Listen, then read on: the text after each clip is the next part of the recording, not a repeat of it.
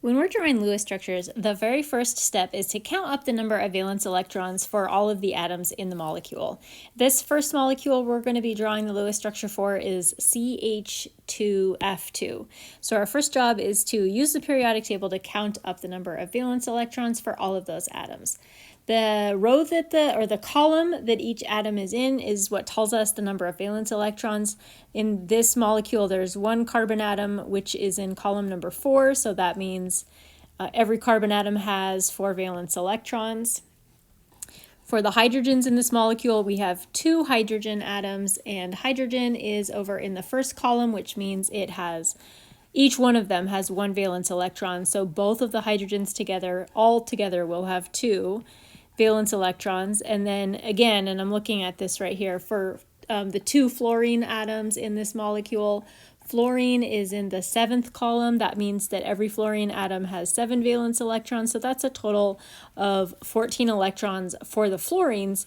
And then when we add all of this up, that's a total of 20 valence electrons for the whole entire molecule. So once we get all the valence electrons counted, then we're going to start putting the molecule together. The problem is telling us that carbon is the central atom, and all of the other atoms are going to be arranged around the carbon, and it doesn't matter how you arrange these other atoms or like what angle you're pointing them at. So I just kind of followed the formula and went H2F2, but it's totally fine if you had put the fluorines opposite each other, you'd done something like this, or if you had these going at different angles, that would be fine as well. It doesn't make any difference.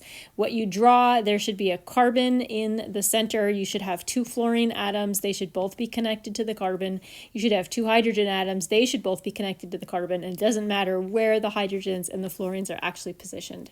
So connecting all of the fluorines and the hydrogens to the central carbon atom used a total of 1, 2, 3, 4, 5, 6, 7, 8 of our electrons.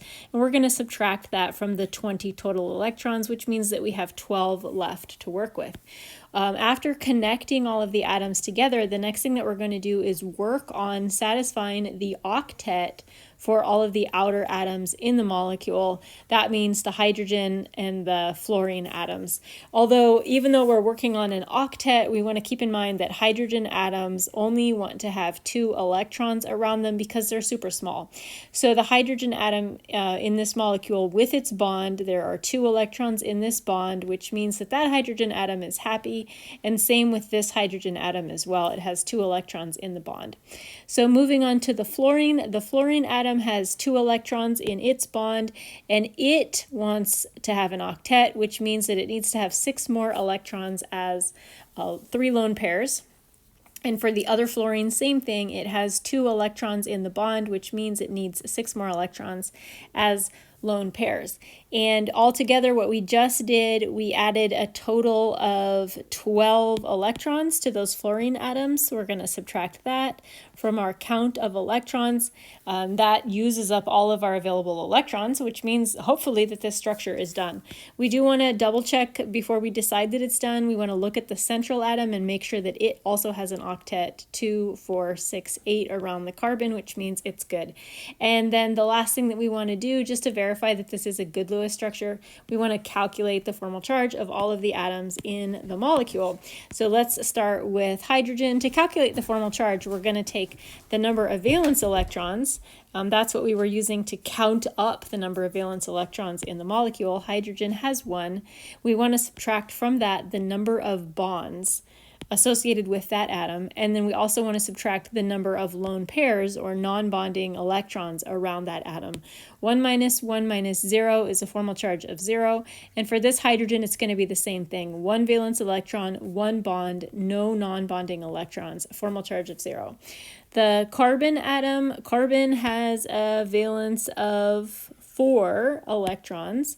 This carbon atom has 1, 2, 3, 4 bonds, and it also has 0 non-bonding electrons. There's no dots out here on that carbon, so that's going to be a formal charge of 0.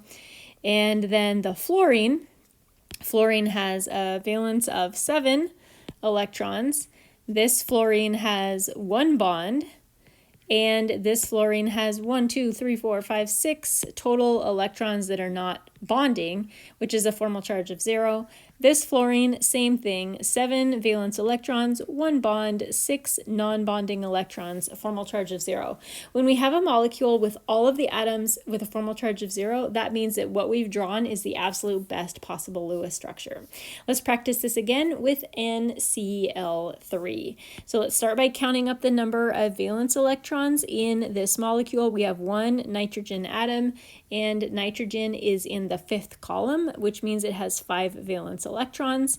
So that nitrogen is going to give us 5 valence electrons. For the chlorines, we have a total of 3 chlorine atoms in the molecule, and each chlorine atom has 7 valence electrons. So that's 21 for all 3 of the chlorines, and altogether this is 26 valence electrons. When we don't have any hints telling us how to draw the molecule, like in this case, we don't have any hints, the first atom in the formula is the central atom, and then all of the other atoms are arranged around it. That's a good rule of thumb for times when you don't have a hint.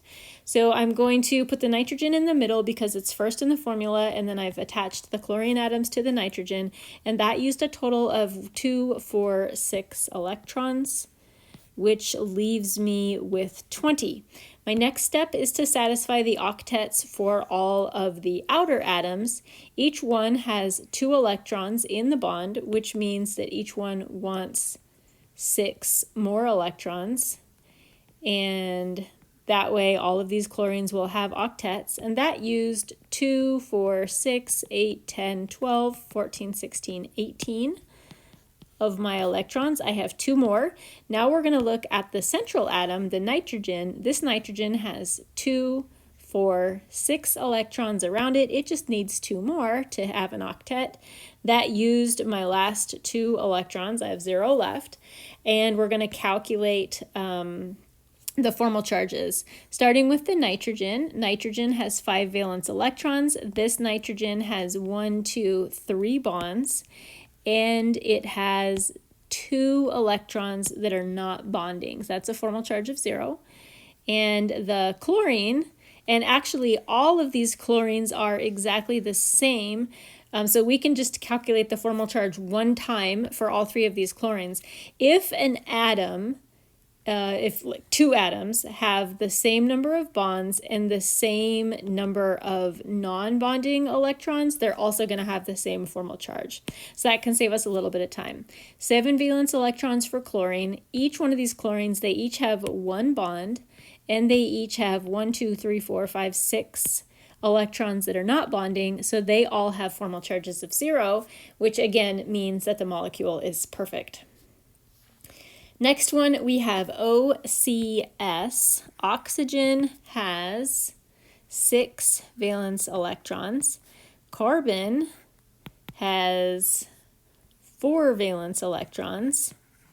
And sulfur is underneath oxygen, so it also has 6 valence electrons. That's going to be a total of 16 electrons to work with. This tells us that the atoms are arranged in a row, OCS, just like in the formula. So that means we're going to go OCS, carbon in the middle, and connecting those atoms together, we used 1, 2, 3, 4 electrons to make those bonds, which means that we have 12 electrons left. We're going to start by putting octets around the outer atoms. Oxygen has 2 electrons. In order for it to have 8 electrons, we need to give it 6 more. And same with the sulfur, 6 more electrons. That used up all 12, leaves us with 0. So that means that we have no more electrons left to add into this molecule. But our oxygen and our sulfur both have octets, so they're both doing good. Let's take a look at carbon. Carbon has 1, 2, 3, 4 electrons. That actually means that we need to give it 4 more electrons, but we don't have any more to give. In a situation like this, what we're going to do is take a lone pair from either one of the outer atoms, and we're just going to shift that lone pair in so that it becomes a bond. In doing that, we're not taking the electrons away from the oxygen in this case. We're just kind of relocating them. So the electrons are going to get moved from a lone pair in to make an oxygen-carbon bond. Now you might be wondering, like, how do I know to take the electrons from oxygen versus sulfur? I don't know. I'm just just choosing the thing that's on the left, we're going to be calculating formal charge, which is going to help us decide if that's a smart thing to do or not. You might also be wondering, how do I know I should take these electrons versus these ones versus these ones? They're all the same. It doesn't matter. So we're just going to pick. It's kind of like a guess and check thing. We're just going to pick and try it.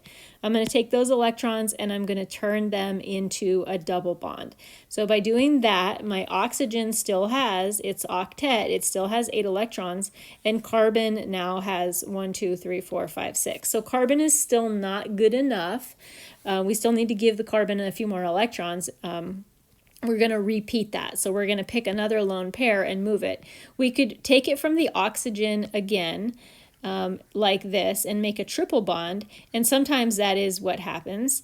Or we could take it from the sulfur and make 2 double bonds. We've got 2 options. So what I'm going to do is I'm going to do both of those. So one thing I'm going to do, I'm going to take this from the oxygen, lone pair from the oxygen, and make a triple bond right here. Or our other option, it's kind of weird, I'm going from bottom to top. Our other option is to take the lone pair from the sulfur and do something like this. And as I had said, the only way that we're really going to know which one of these is the right thing to do is by calculating formal charge. This is why formal charge is so useful to us. It just helps us, come up with the correct Lewis structure. So let's start by calculating the formal charges of the sulfurs. Sulfur has 6 valence electrons. In our top molecule, we have 2 bonds around the sulfur, and we have a total of 4 electrons that are not bonding. So that's a good formal charge of 0. And then the molecule on the bottom that I drew, 6 valence electrons for sulfur, it has, in this structure, it has 1 bond and 6 electrons that are not bonding. So that's a formal charge of -1. So that kind of gives me the idea that I don't think that this structure is going to be correct.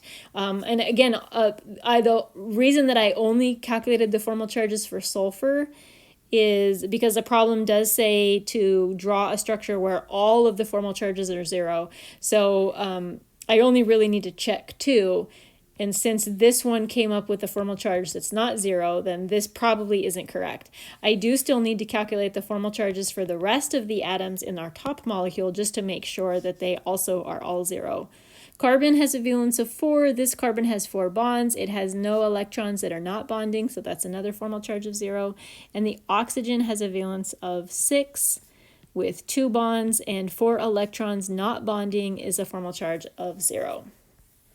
We have a couple more, I think 3 more that we can practice with. Next we're going to be drawing the structure of cyanide. So we want to start by counting up our valence electrons. Carbon has 4. Nitrogen has 5. So again, that's based on what row they're in or what column they're in the periodic table. And then also, when you have a charge, when you're drawing a Lewis structure for a molecule that has a charge on it, it's not a molecule, it's polyatomic ion, with a negative charge like we have in this case, that means that we need to add electrons to our overall count. This is a -1 charge, which means that it has 1 extra electron.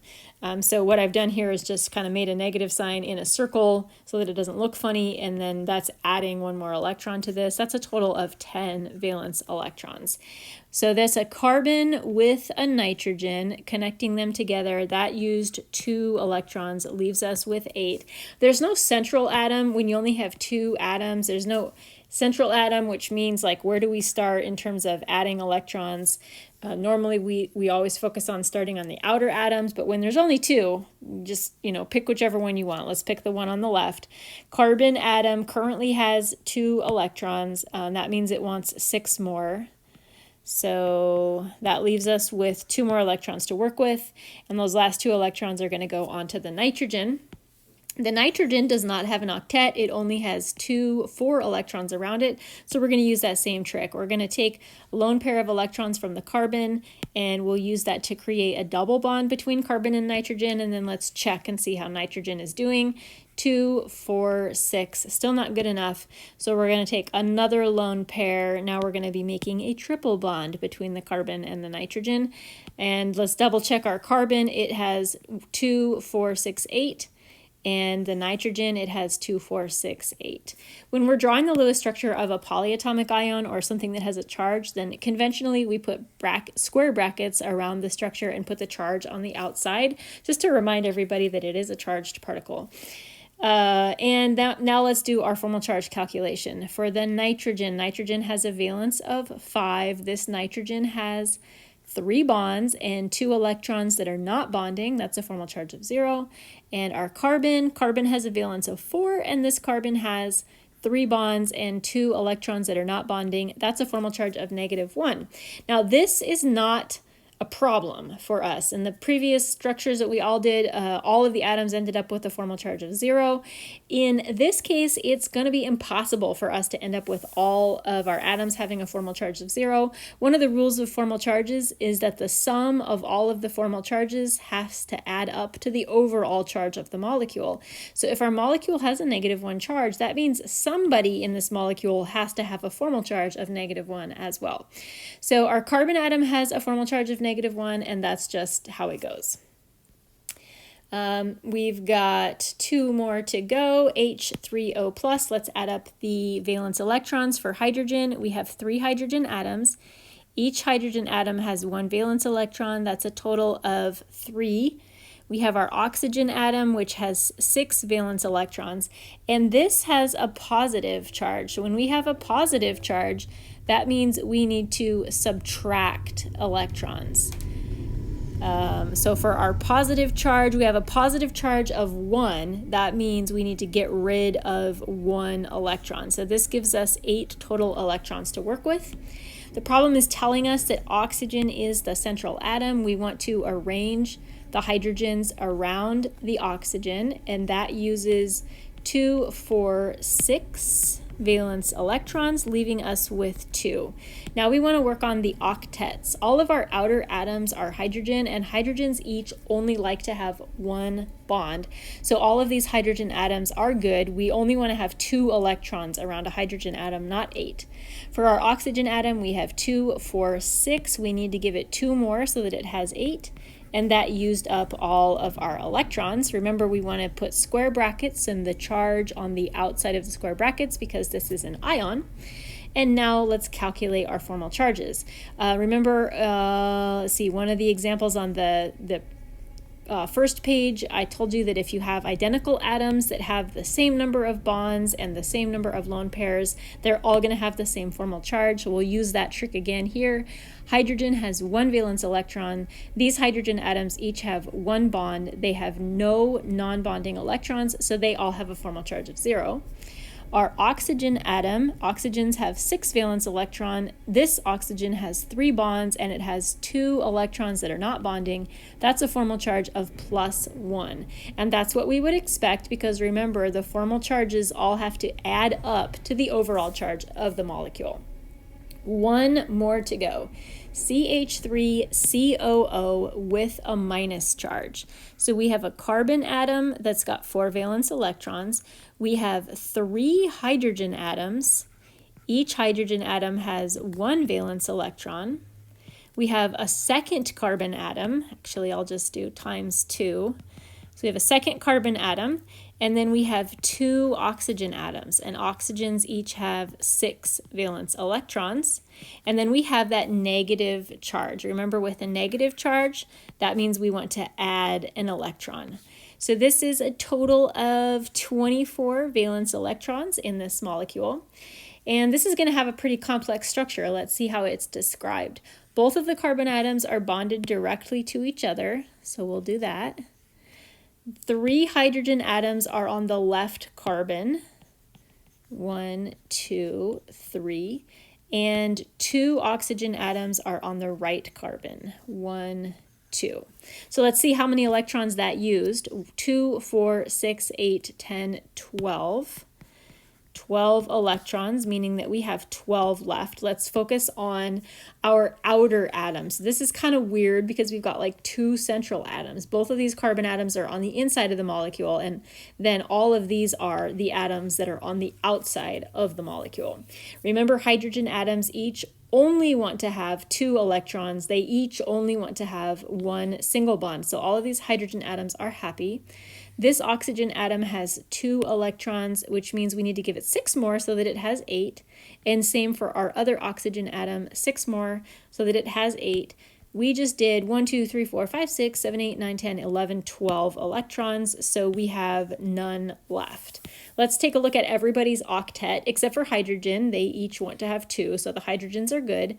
This carbon atom has 2, 4, 6, 8. This carbon atom has 2, 4, 6. That means it needs 2 more. So we're going to use this trick again of picking a lone pair of electrons from either one of these oxygens. It's not going to matter which one. Pick a lone pair and move that lone pair into the bond. And again, it doesn't matter if I pick the top oxygen or the bottom oxygen. I could choose either one. They're both the same. I'm going to pick that one and I'm going to make this a lone pair. And let's double check our octets. For the oxygen, 2, 4, 6, 8. For the carbon, 2, 4, 6, 8, and let's just double check this guy too, 2, 4, 6, 8. Everything looks good. Don't forget your square brackets and the charge, the negative charge on the outside, and then we'll calculate our formal charges. All of the hydrogen atoms are exactly the same. 1 valence electron, 1 bond, no non-bonding electrons, a formal charge of 0. This carbon atom right here is not exactly the same as this carbon atom. They don't have the exact same set of bonds around them, so we'll calculate them separately. Carbon on the left, 4 valence electrons. That carbon has 4 bonds, no non-bonding electrons, and a formal charge of 0. This carbon atom has 4 valence electrons. It has 1, 2, 3, 4 bonds, and no non-bonding electrons, also has a formal charge of 0. This oxygen atom, 6 valence electrons, it has 1 bond, it has 6 non-bonding electrons. That's a formal charge of -1, but we're not going to panic because something has to have a formal charge of -1 in this molecule, so it's okay.